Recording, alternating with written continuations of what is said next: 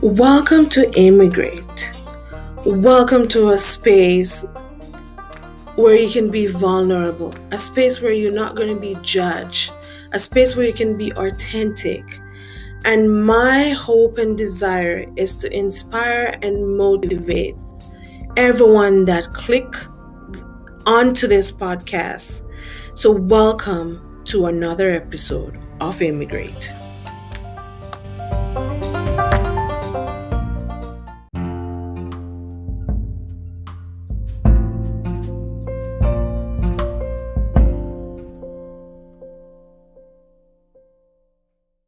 So, welcome to another episode of Immigrate. I'm so excited. This is like Mhm. the excitement in my voice. You can hear it. I've met Elle in a mutual group, and she wanted to be on my podcast. And when she said, I was like, yes. I'm so excited. Thank you for wanting to be a part of my podcast. Hell, it's a pleasure. She's an immigrant, and she moved to US when she was 17. But I'll let her tell her story and tell you who she is. Welcome, Elle. Thank you, Tasha. I'm glad and I'm honored to be here. Thank Yes, I moved to US right after the revolution in Iran and when I was 17. Oh, wow. So tell me, Elle, about yourself. Who is this lovely lady that I'm looking? Oh, she's wearing pink. One of my favorite colors. You know the Barbie movie out too. Yes, my favorite color is all different shades of pink. Nice. Um, so right now I am a relationship or a love coach, and my journey brought me to this space to be here as a coach. I went to school. I kind of made different choices. I became an architect. Uh, then I worked for a while.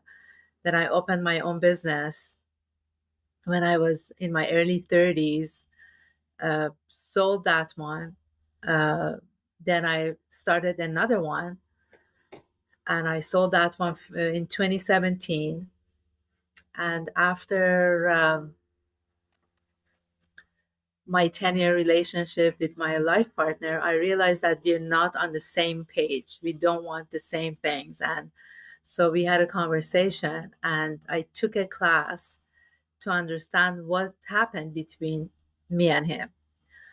And I realized what my mistakes was. What did I do wrong in that relationship? And by the way, Tasha, I believe that everything in life is relationships.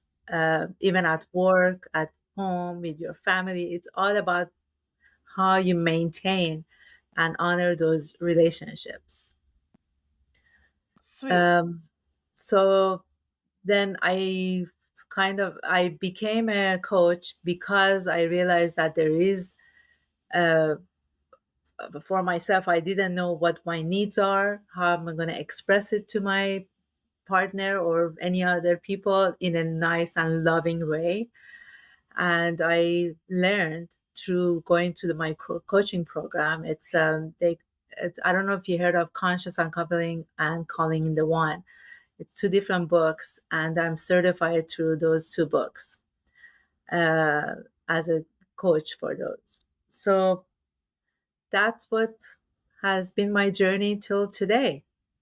Wonderful. Thank you for that. So why did you think when you moved to the US from Iran when you were 17, did you move with your parents? No, it was kind of a question mark about how it was right after the revolution. My parents didn't know what's going to happen to the country, so they sent me and my sister and I out. We actually lived in London. We went to school there, and eventually got our visa because my grandmother lived here in California. So got the student visa and came here to and live with my grandmother. Oh, nice. So share some experience while at the age of 17 and to know that you experience living in the US. Yes, it was a a kind of a huge shock for me. I mean, I traveled throughout different countries before that, but this time it was just I knew that, I guess, deep inside that I would never go back. So, and I was brought up in a kind of a very protective environment. I never took a taxi or took a bus to school, so it was just a bit of a shock to understand that I'm on my own, and I have to take care of myself and my sister. So So it you're the was. elder. I'm the oldest one. Yes, I'm the oldest one. Okay.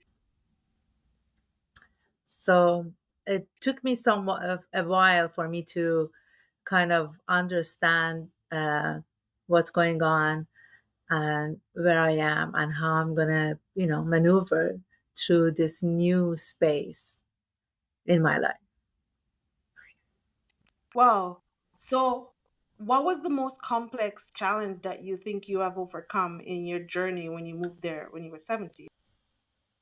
Because after the war, I'm assuming there are a lot of traumas and everything and the shock of a new life and a new experience. What was the most complex challenge that you think you went through?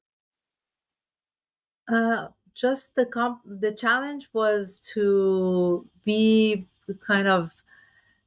I went to last year of high school here, so to interact with other kids or teenagers like myself, and coming from a different culture, not understanding uh, the culture here to the certain degree. I mean, I spoke the language, and I didn't have to go to the ESL classes. I just kind of, I just took few classes and I graduated from high school here.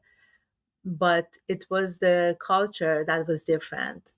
There is more like freedom for the girls here than what I used to have back in Iran. So that And so in terms of the challenge was that the more choices, the more freedom of doing things as much as you like. yes, I mean, I had freedom in my father was not a very he was very open. So I did go to the parties. I interacted with boys, and it was just a different environment. I think that was why I felt out of place. Right. It was kind of a different world. Right, because for me, I didn't move here when I was 17, but I moved here when I was like 25. So, I'm from Jamaica. So, moving from Jamaica to here, it was a culture shock for me. It was a whole different environment. And listening to you, kind of, yeah, I'm the eldest. So, I guess the eldest always make the tough decisions, right? So Yes, it and was something that it was shock to the lifestyle, everything. My parents was more strict, so can you imagine? Mine was a extremely shocker. Like, what am I getting myself into? Right? So yes, if you yes. turn back to your 17-year-old self when you moved to the US, what would you tell your 17-year-old self right now? Did you think the 17-year-old made a good decision? To some degree, yes, I would tell her that, everything will work out. It's based on the interactions and the relationships that you make here today at school, interacting with new people, even where you live. And that would be the foundation of where you want to go.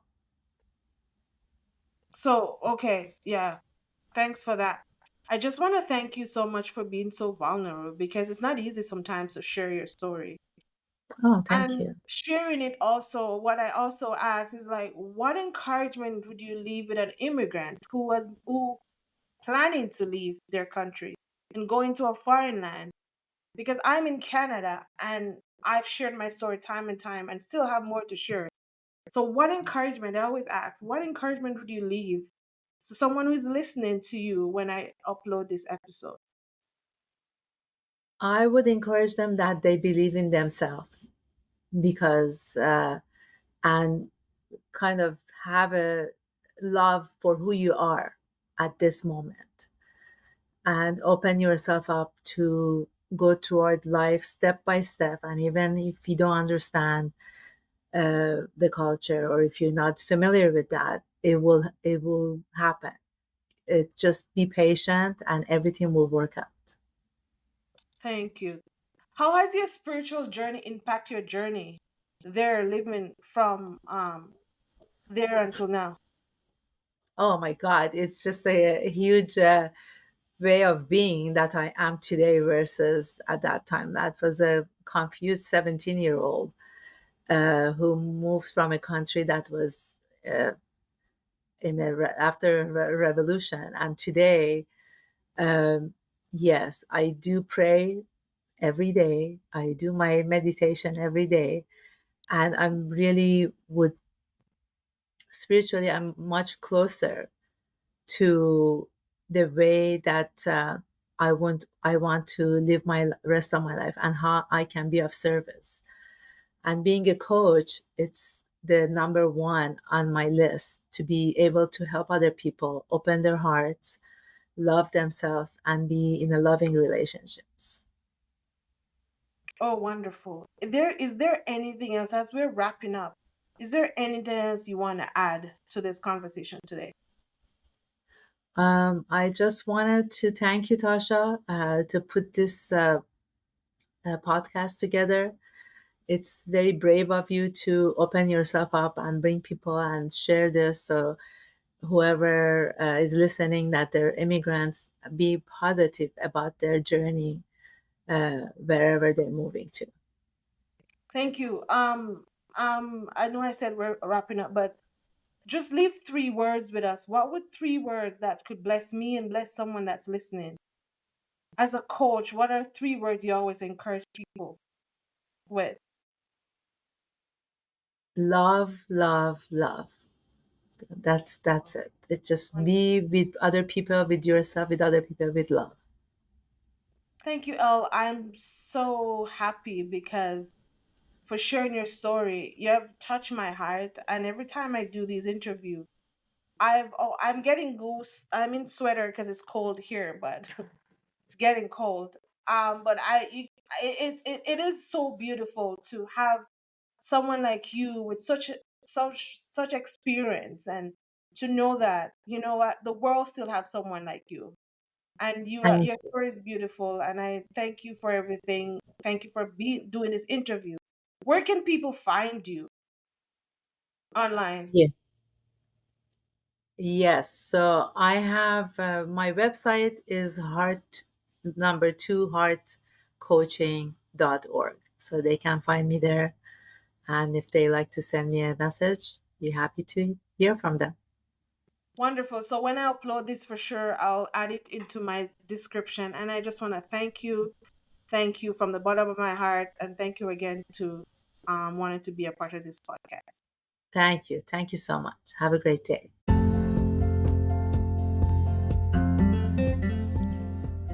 Yes, that was a great episode. Wouldn't you agree? It is really good to just sit back and talk with Elle and just listen to her story. When I started this Tell Me story, it's really telling me the story and telling you, the audience, of how great these episodes have been, and how impactful they are to my audience. And I just want to thank you guys for just trusting me one more time and listening to me and giving me your feedback. The feedback has been awesome. So thank you, Elle, again for coming on and just pouring into me and empowering me and mentoring me. And thank you for another great episode.